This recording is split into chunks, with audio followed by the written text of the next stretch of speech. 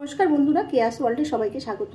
আমি আজকে বড়ি ঝাল করব, তার জন্য মিক্সিতে আমি সর্ষে পোস্ত নিয়ে বেটে নেব। আমি ভালো করে ভেজে নিই বড়িগুলো, তারপরে আসছে।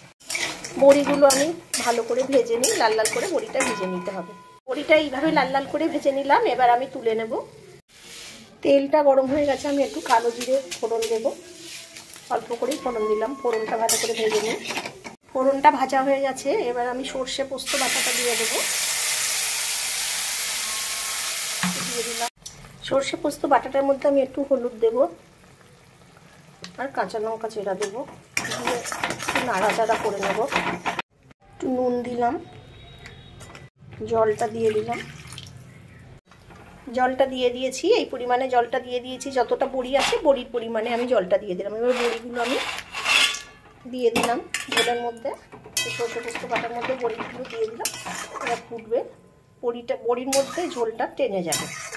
বড়ির ঝালটা হয়ে গেছে, আমি এবার ধনেপাতা দেবো। একটু ধনেপাতা দিলে ভালো লাগে বন্ধুরা।